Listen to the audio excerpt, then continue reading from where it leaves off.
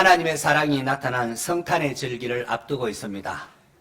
하나님께서 왜 독생자를 이 땅에 보내셔야만 했는지 우리 자신을 알았으면 하는 바람으로 설교를 준비했습니다. 말씀을 묵상하는 가운데 성령께서 여러분의 심령을 애통케 하시고 천국이 임하게 해주시기를 축원합니다. 어느 날 나단 선지자가 다윗 왕을 찾아와서 안타까운 사건을 이야기합니다. 왕이여, 내가 어느 한 성읍에서 보니까 두 사람이 있는데 한 사람은 아주 부자고 양과 소가 심히 많았습니다. 근데 또 한 사람은 가진 것이라고는 가난한 암양뿐이었습니다. 이 가난한 사람은 이 하나뿐인 암양 새끼를 자식처럼 그렇게 애지중지하며 여기며 살았습니다. 그런데 어느 날 부잣집에 어떤 손님이 왔는데 이 부자는 손님을 대접하기 위하여 자기 그 많은 양이나 소 가운데 잡는 것이 아니라 가난한 사람이 가지고 있는 그 암양 새끼를 뺏어다가 잡아서 손님을 대접했지 뭡니까? 그래서 이 소리를 듣던 다윗이 아주 의분이 솟아올랐습니다. 아니, 내가 다스리는 나라에 그렇게 못된 사람이 있단 말인가? 정의감에 불타는 다윗은 나단 선지자를 보면서 그 사람에 대하여 이런 판결을 내립니다. 여호와의 살아계심을 두고 맹세하노니 이 일을 행한 그 사람은 마땅히 죽을 자라. 그가 불쌍히 여기지 아니하고 이런 일을 행하였으니 그 양새끼를 4배나 갚아주어야 하리라. 다윗은 분노했습니다. 부자가 자기 양은 아껴두고 그 가난한 사람의 양을 빼앗아 손님을 대접했다고 할 때에 다윗 왕은 그런 놈은 당장 잡아서 죽여야 마땅하다 소리를 높였습니다. 다윗의 분노는 왕으로서, 재판을 판결한 왕으로서 당연한 분노일 것입니다. 그리고 이 이야기를 듣는 모든 성경의 독자들 역시 다윗 왕의 판결이 옳다 생각할 것입니다. 속이 시원하지 않습니까? 그런 못된 부자는 우리 사이에 아주 발을 붙이지 못하게 해야 한다는 그런 생각이 들지 않습니까? 그런데 그때 나단은 다윗 왕을 향하여 손가락질하면서 당신이 바로 그 사람이다 라고 합니다. 그리고는 다윗 왕이 저지른 끔찍한 죄를 책망을 합니다. 오늘 읽은 본문이 바로 그러한 내용을 담고 있습니다. 약 한 1년 전쯤, 그 1년이 다 돼가는데요. 약 1년 전쯤에 다윗은 부하들을 전쟁에, 암몬과의 전쟁에 내보낸 후에 자기는 남아서 왕궁 옥상을 그리면서 이렇게 산책을 하고 있었습니다. 그런데 그의 눈에 왕궁 가까이 사는 한 성읍에 한 여인이 목욕하는 것을 봅니다. 여인의 모습이 심히 아름답게 보이자 다윗은 신하를 시켜서 어느 집에 있는 여인이 누구인가 알아보라. 알고 보니까 그 여인은 다윗을 위하여 충성을 다하는 37명의 용사인 우리아의 용사 가운데 한 명인 우리아 장군의 아내였습니다.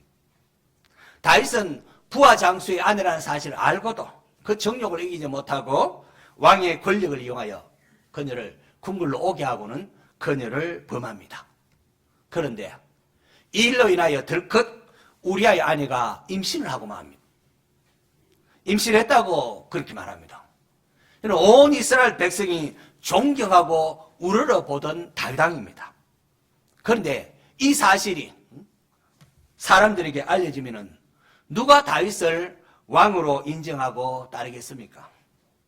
만약 여러분의 목사나 어떤 지도자가 그런 죄를 지었으면은 그래도 여러분의 목사라고 또 지도자라고 인정하고 따를 수 있겠습니까? 당장 감옥에 보내라고 그렇게 하지 않겠습니까? 이 사실이 알려지면은 그동안 쌓아놓았던 다윗의 모든 명망은 하루아침에 무너지고 천하의 못된 놈이 되고 말 것입니다. 다윗은 자신의 이 불륜을 감추기 위하여 온갖 방법을 동원해 봅니다. 하지만 부하 장군 우리아 장군은 너무나 신실하고 훌륭한 사람이었습니다. 술을 먹여서 집에 가서 아내와 좀 잠자리 하라고 해도 지금 전시 중인데, 나라가 전시 중인데 어찌 나만 편하게 집에 가서 아내와 잠자리를 하겠습니까? 하면서 왕과 나라에 대한 충성심으로 궁궐에 머물며 군사들과 함께 했습니다. 자, 그러자 다윗 왕은 이 충직하고 훌륭한 우리아 장군을 전쟁터에서 죽게 하라고 군대 장관인 요압에게 편지를 보냅니다. 이후에 우리아가 죽었다는 소식을 들을 때 다윗은 안도의 숨을 내쉽니다. 전쟁 시에 칼이 이 사람 저 사람 가리고 죽이지 않지 않습니까? 그래서 다윗은 칼은 이 사람이나 저 사람이나 삼키느니라 하면서 왕으로서의 위선을 떨었습니다. 그리고는 우리아의 아내를 위로하듯이 자기의 궁궐로 불러들이고는 아내로 삼고 아들을 낳게 합니다. 자, 이렇게 해서 다윗은 자신의 불륜을 숨겼습니다. 과연 이것이 우리가 알고 있는 다윗 왕이 맞기는 한 것입니까? 다윗 왕이 여러분 이런 사람이라고 상상이나 할 수 있겠습니까? 나단 선지자의 책망을 들었을 때에 다윗은 그의 일생에 가장 중요한 분기점을 맞이합니다. 잘못을 지적받고 죄를 책망받을 때에 사람의 행동은 다양하게 나타납니다. 어떤 사람은 변명을 할 수도 있고 상황이 이런데 어떡하겠냐고 변명을 할 수 있고 또 아무개 때문이라고 다른 사람에게 책임을 떠넘기기도 합니다. 나는 안 걸렸는데 다른 사람 시키세요. 또 권력을 가지고 그 사실이 알려지지 않도록 협박을 하고 정인을 감금하고 은폐시키기도 합니다. 또 어떤 사람은 감당이 안 되니까 안타깝게도 자신의 목숨을 끊기도 합니다. 자, 오늘 저와 여러분은 어떠합니까? 오늘 저와 여러분은 다윗보다 의로운 사람입니까? 성경은 다윗이 햇사람 우리아 일 외에는 여호와 보시기에 정직히 행했다 그렇게 평가하고 있습니다. 이스라엘의 가장 위대한 성군이라 일컫는 이 다윗 왕의 끔찍한 치부, 이것은 성경을 읽는 독자인 오늘 우리 모두에게 너 자신을 알라라고 외치고 있는 겁니다. 하나님께서 나단 선지자를 보낸 것은 다윗이 자기의 죄를 회개치 아니하고 이제 살았구나 하면서 영적으로 죽은 상태에 있었기 때문입니다. 이러한 다윗을 불쌍히 여기사 하나님께서 나단 선지자를 보낸 것입니다. 오늘 우리도 마찬가지입니다. 하나님께서 말씀을 통하여 저와 여러분에게 당신이 바로 그 사람이다 라고 말하고 있다는 사실을 아시는지요? 저는 이 설교가 두렵습니다. 제 안에 이러한 모습이 있기 때문입니다. 그런 놈은 당장 잡아 죽여야 한다. 다른 사람을 정죄하는 이 다윗의 노여움은 죄성을 지닌 인간의 전형적인 모습입니다. 저런 놈 당장 죽여야 한다고. 죄인이 가진 전형적인 모습입니다. 저는 목회를 하면서 이것을 너무나 처절하게 깨닫습니다. 자신의 눈에 있는 들보는 보지 못하고 다른 사람 눈에 있는 티를 빼게 하려고 그렇게 외치는 모습 말입니다. 성경이 왜 다윗의 스캔들을 이렇게 기록하고 있을까요? 그것은 죄인인 우리를 향한 하나님의 경고요, 우리를 살리고자 하는 하나님의 사랑이기 때문입니다. 다윗은 온 이스라엘 백성들이 존경하고 따르는 이스라엘의 왕이요 이스라엘의 별입니다. 별. 이러한 다윗에게 오늘 본문의 사건은 할 수만 있으면 덮고 싶은 것입니다. 감추고 싶은 겁니다. 그러나 성경은 오고 오는 사람이 모두 알 수 있도록 그냥 성에 이렇게 공개해버립니다. 왜요? 바로 이 사건이야말로 다윗을 다윗되게 한 사건이기 때문입니다. 우리아 사건은 다윗이 이제까지 상상도 못했던 자신의 본 모습이었다는가를 깨닫게 해주었습니다. 사울왕으로부터 억울한 누명을 쓰고 이산저산 쫓겨다니면서도 그는 기름 부은 왕인데 내가 복수하면 안 되지 하면서 보복하지 않았던 다윗, 자신이 보기에도 꽤 괜찮은 사람으로 생각하지 않았겠습니까? 그런데 보십시오. 자신을 죽이려고 했던 사울왕보다도 더 악하고 끔찍한 짓을 다윗이 저질렀습니다. 자신에게 충성을 다하던 부하 장군 우리아의 아내를 그걸 탐한 것도 모자랐어. 그것을 감추기 위하여 우리아 장군을 뒤에서 죽도록 교사합니다.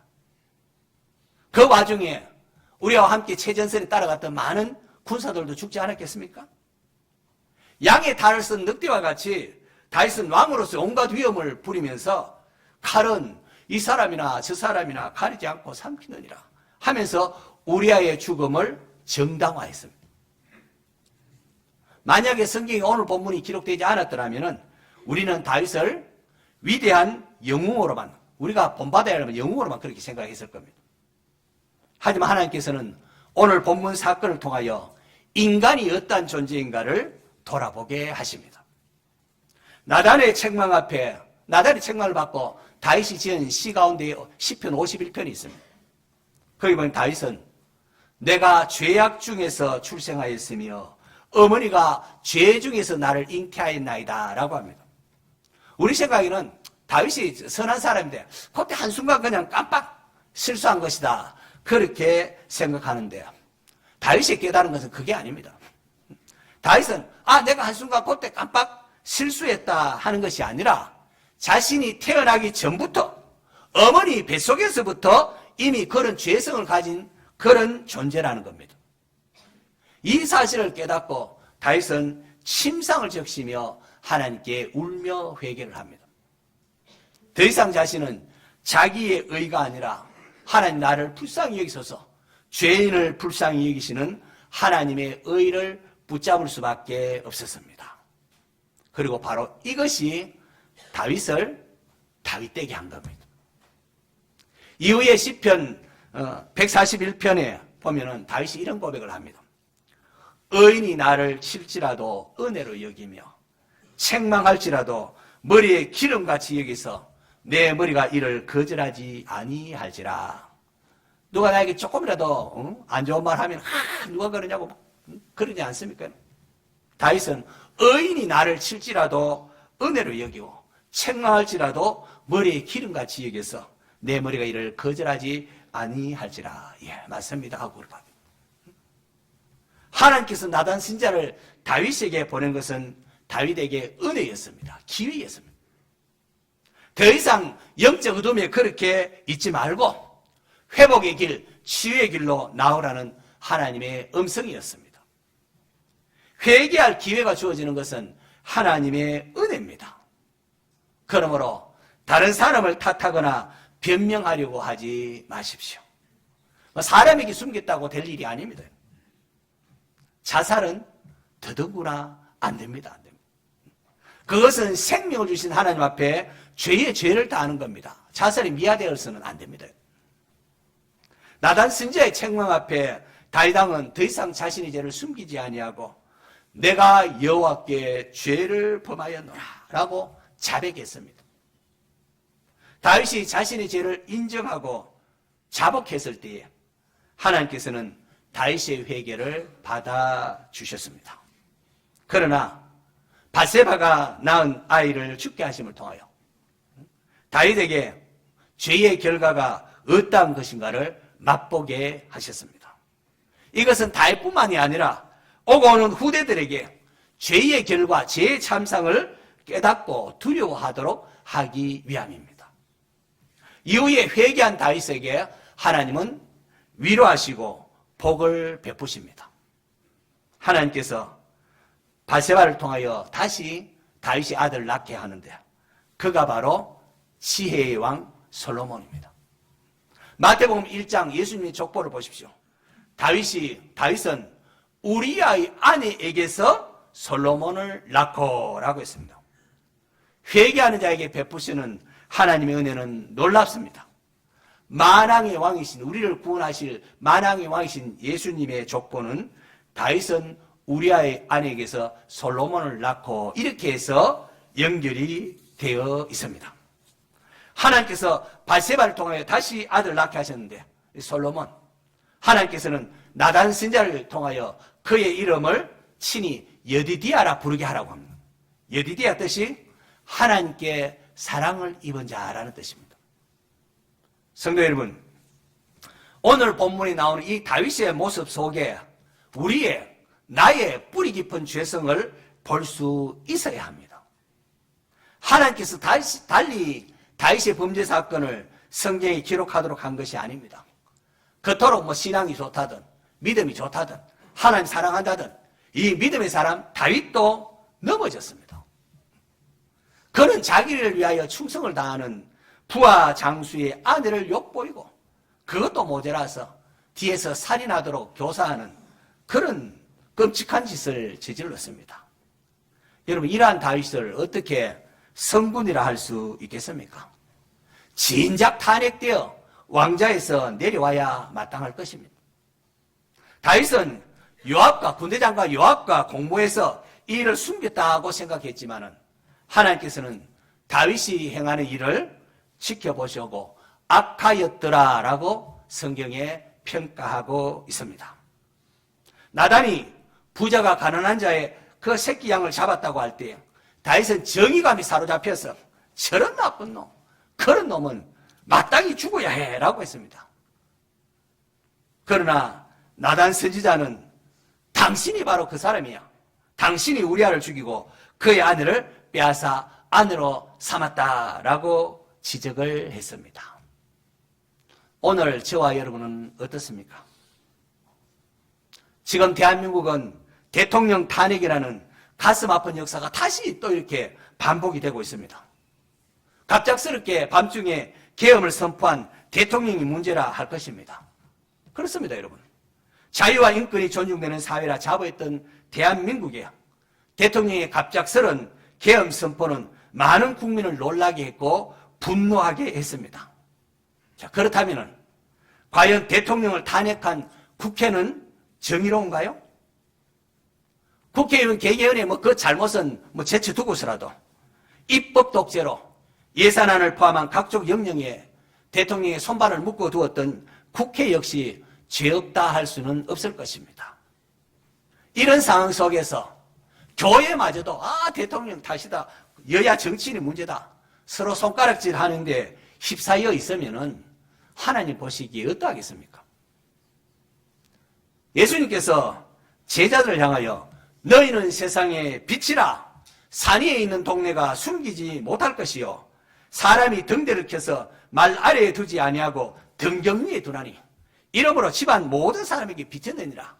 여러분, 등불을 켜면은 이걸 말 안에 덮어놓습니까?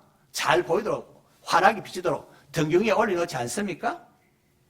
이같이 너희 빛을 사람 앞에 비치게 하여 그들로 너희 착한 행실을 보고 하늘에 계신 너희 아버지께 영광을 돌리게 하라라고 하셨습니다. 오늘 교회가 세상 사람들의 앞에서 세상의 빛으로 세상을 환하게 밝히고 있습니까? 사람들이 교회 다니는 사람, 우리 성도들을 보면서 이 착한 행실을 보니 역시 교회 다니는 사람, 예수 믿는 사람 역시 달라 하면서 칭찬하며 하나님께 영광을 돌리게 하고 있습니까? 한국가의 위기는 거기에 앞서서 교회의 위기로부터 시작된다고 했습니다. 그러므로 교회가 먼저, 성도가 먼저 내가 바로 그 사람이다 라는 회개하는 모습을 보여야 합니다. 내가 먼저, 하나님 내가 그렇습니다. 내가 바로 그 사람입니다. 그런 회개의 모습을 보일 때에 하나님께서 우리 성도들의 기도를 들어서 대한민국을 새롭게 일으켜 주실 것입니다. 성경이 달리 다윗의 스캔들을 기록하며 당신이 그 사람이다 라고 한 게 아닙니다. 하나님의 은혜가 아니고는 어느 누구도 이곳에 얼굴 내밀고 이렇게 든든하게 서 있을 수가 없습니다. 바울은 가라디아 교회 편지하면서 이렇게 말합니다. 형제들아, 사람이 만일 무슨 범죄한 일이 드러나거든 신령한 너희는 온유한 심령으로 그러한 자를 바로잡고 너 자신을 살펴보아 너희도 시험을 받을까 두려워하라. 아무리 신앙이 좋다, 믿음이 좋다 해도 사람마다 다 약점이 있습니다. 자라는 환경이 우리 다 다르지 않습니까? 어떤 자라는 환경에 따라서 여러 가지 상처가 있기 때문에 그 상처, 나한테는 멀쩡하지만 그 상처 어떤 사람이 탁 건드리기만 해도 막 터지는 사람들이 있습니다. 악한 사탄은 그 약점을 통하여 그 사람을 넘어뜨립니다. 그럴 때 우리가 어떠해야 될까요? 남을 정죄하는 마음으로 접근하기보다 온유한 심령으로 그러한 자를 바로잡도록 해야 합니다. 예수님이 세리와 함께 식사한다고 막 비난하고 흉보던 그 바리새인들을 향하여 예수께서 뭐라 하셨습니까? 너희는 가서 내가 긍휼을 원하고 제사를 원하지 아니하노라 하신 뜻이 무엇인지 좀 배우고 오너라. 그렇게 했습니다. 다윗이 메시아의 조성으로 우뚝 서임받는 이면에는 억울하게 죽었던 너무나도 훌륭한 우리아 장군도 있었고요. 자기 목숨을 내놓고 직언했던 나단 선지자도 있었습니다. 그리고 다윗 왕가를 위하여 목숨을 내어놓고 싸웠던 37명의 용사를 비롯한 많은 병사들도 있었습니다. 그렇게 아무리 그 시대에 다윗이 위대한 업적을 이루었다고 해도 다윗은 자기가 이룬 양 교만할 수는 없는 것입니다. 하나님께서 나단 선지자를 보내어서 다윗의 죄를 지적하시면 다윗을 사랑하셨기 때문입니다. 죄는 숨길 것이 아니라 회개해야 할 것입니다. 죄는 숨길 게 아니라 뭐예요? 회개해야 할 겁니다. 사람에게 들키지 않았으니 안전할 것으로 생각하면 오산입니다. 성경은 감추인 것이 드러나지 않을 것이 없다. 언제면 다 드러난다는 겁니다. 사실 다윗이 저지른 애는 너무나 끔찍하고 돌이킬 수 없는 겁니다. 사울왕이 지은 죄에 비추어 볼 때에 다윗이 지은 죄가 크면 컸지 작지 않습니다. 그럼에도 사울왕은 하나님의 버림을 받았고 다윗왕은 메시아의 조성으로 우뚝 서임을 받은 것은 왜겠습니까? 그것은 다윗이 하나님 앞에서 상한 심령으로 회개했기 때문입니다. 사울왕은 사무엘 선지자가 와서 책망했을 때에 회개의 모습이 보이지 않습니다. 오히려 이렇게 말합니다. 내가 범죄하였을지라도 이제 청하옵나니 내 백성의 장로들과 이스라엘 앞에서 나를 높이사 나와 함께 돌아가서 내가 당신의 하나님 여호와께 경배하게 하소서. 여전히 백성과 사람들 앞에 자신의 체면을 채우고자 형식적인 제사를 좀 드리도록 그렇게 해달라고. 나를 높이사. 반면 다윗 왕은 나단으로부터 책망받았을 때에 내가 여호와께 죄를 범하였노라. 자백하고 침상을 적시며 하나님이여 피 흘린 죄에서 나를 건지소서라고 회개했습니다.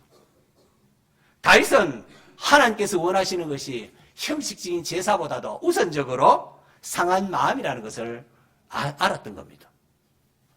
회개가 당장은 힘들고 아픕니다. 여러분, 나의 부끄러운 치부가 드러나는데 어떻게 부끄럽지 아니하고 아프지 않겠습니까? 회개가 당장은 힘들고 아프지만은 자존심 상하기도 하지만은 그 후에 주시는 하나님이 심령 천국을 허락하십니다. 그리고 고백하지 않을 때에는 지옥을 살 겁니다. 그러나 회개하게 되면 하나님께 치유하시고 심령에 천국이 임하게 하십니다. 하나님께서 회개하는 다윗에게 은혜를 베푸셔서 지혜의 왕 솔로몬을 낳게 하시고 영광스러운 하나님의 전을 건축하게 합니다. 그리고 그의 후손으로 만민을 구원할 하나님의 독생자 예수 그리스도를 보내주셨습니다. 할렐루야. 성도 여러분, 다른 사람을 정죄하기에 앞서서 우리 자신이 도대체 어떠한 존재인가를 알아야 합니다. 너희 중에 죄 없는 자가 먼저 돌로 치라 명하신 주님의 마음을 묵상하십시오. 우리 중에 다른 사람을 손가락질하고 정죄할 수 있는 사람은 아무도 없습니다. 우리 모두가 죄인입니다. 하나님의 은혜가 아니고서는 아무도 이 자리에 있을 수 없습니다. 우리의 죄와 허물이 덜추어질 때에 기회를 놓치지 말고 회개하십시오. 그래야 하나님이 우리를 새롭게 하시고 귀하게 사용을 하십니다. 대통령 탄핵으로 혼란스러운 이 나라에 교회가, 성도가 앞장서서 회개하는 모습을 보이고 나라를 위하여 기도해야 합니다. 우리 모두 연약한 인생임을 고백하면서 지도자들을 위하여 기도하며 하나님의 도움을 구합시다. 시간에도 교회가 먼저 회개하면은, 성도들인 저와 여러분이 먼저 회개하고 하나님을 찾으면은 하나님께서 우리의 기도를 들어서 우리의 가정, 우리의 교회, 우리 나라를 불쌍히 여겨 주실 것입니다. 이 시간 우리 한번 같이 기도하겠는데요. 주여 한번 부르짖고 각자에게 마음에 숨겨놓은 죄를 회개하고 하나님 우리와 우리의 지도자의 죄를 용서해 주옵소서. 이 나라를 긍휼히 여겨 주옵소서. 간절한 마음으로 회개의 기도를 하도록 하겠습니다. 주여 한번 부르짖고 기도합니다. 주여!